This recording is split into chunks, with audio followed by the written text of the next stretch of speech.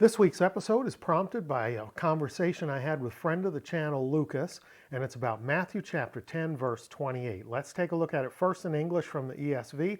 Then we're going to break it into two parts, and then we'll focus on an important contrast that is held in the verse. So first up, Matthew 10:28 from the ESV, "And do not fear those who kill the body, but cannot kill the soul. Rather, fear him who can destroy both soul and body in hell." So several interesting things here. Let's start out with the first part of the verse. Koine phobeste apoton apoktenonton to soma. So words 2 and 3, me phobeste, do not fear, do not be afraid. Kai, and do not be afraid. Apo, from. Now we get this great participle. Ton apoktenonton. This is a plural participle in the present tense. The ones killing, to soma, the body. The ones who kill, or the ones killing the body.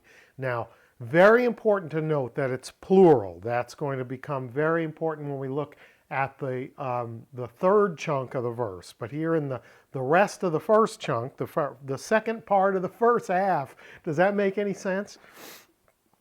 Tende psukein me dunamenon apoktenai. Let's go to the middle of the phrase, me dunamenon, but not able, but not being able. So this is another participle and it's negated. So earlier we had an imperative. Don't be afraid, don't fear.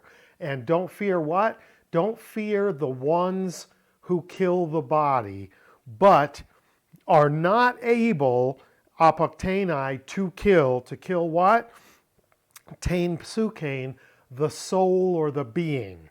Okay, so this is a whole. So it's a two-part whole. Don't be afraid of whom? The ones who kill the body but are not able to kill the soul or the being.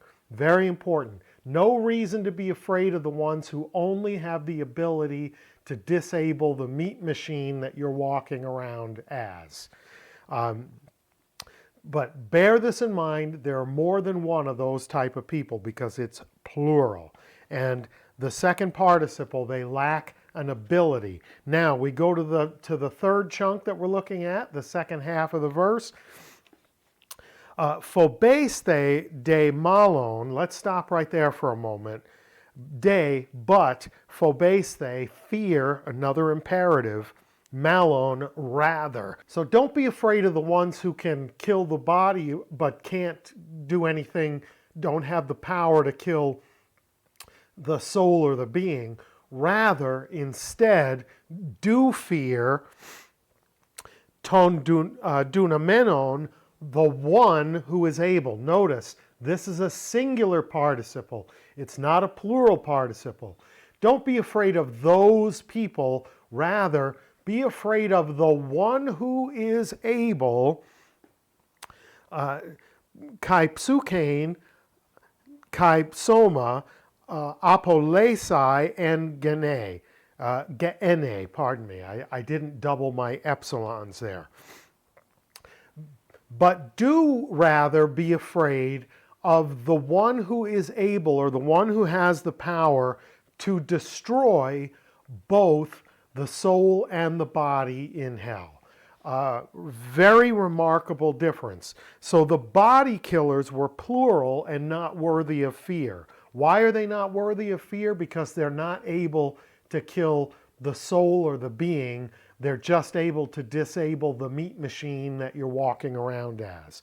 But there is one who is able to destroy, not kill, but to destroy both soul and body in hell. And that one is worthy of fear, respect, regard, consideration in an extreme sense.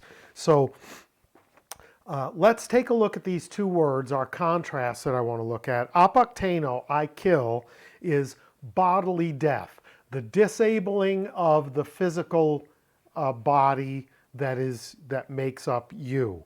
That is all we're talking about, killing the physical body. disabling the machinery. But then we get apolumi, which is the destroy part from the last. Do be afraid of the one who is able to destroy both soul and body in hell. This word is fascinating in the sense that it means to destroy or to ruin in extremis, like to annihilate, or just to make something no longer usefully available. So let's say you have a wooden bucket, and I come along and I destroy your wooden bucket.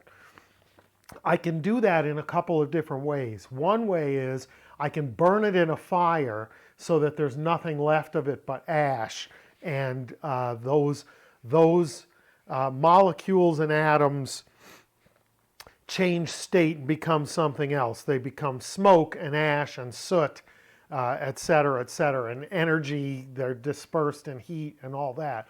Or I can drill holes in the bottom of the bucket. In both instances, the bucket is destroyed to differing degrees, but they're no longer usefully available to you. The bucket is no longer useful as a bucket. It can't be a bucket anymore if I burn it to ash or if I fill the bottom full of holes with a drill.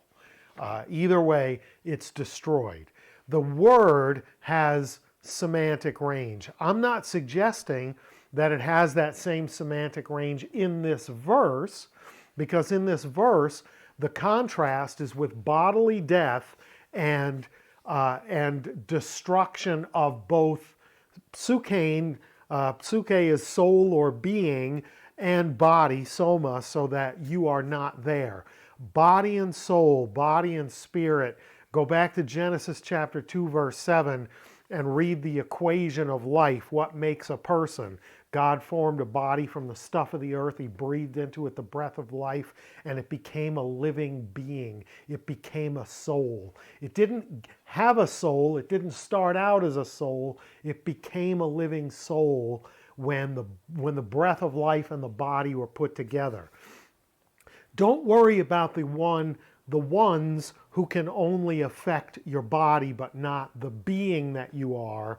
Worry about the one who can destroy it all in hell, the one who has the ability or power to destroy it all in hell. That's the one to be afraid of, not the body killers. Pretty amazing stuff, pretty powerful stuff, pretty stark contrast between simple, apokteno, I kill the body, I disable the machine, and apolumi, I destroy to the point where it's no longer available to be the thing that it was in hell in this verse, utter, complete annihilation and destruction, perhaps, depending on how you read the semantic range of the word. Thanks, Lucas, as always, for great stuff. And thank you, everyone, for watching. Please like, share, subscribe. Leave me some feedback in the comments. And until next time, Charis Kai Rene Humin, grace and peace to you.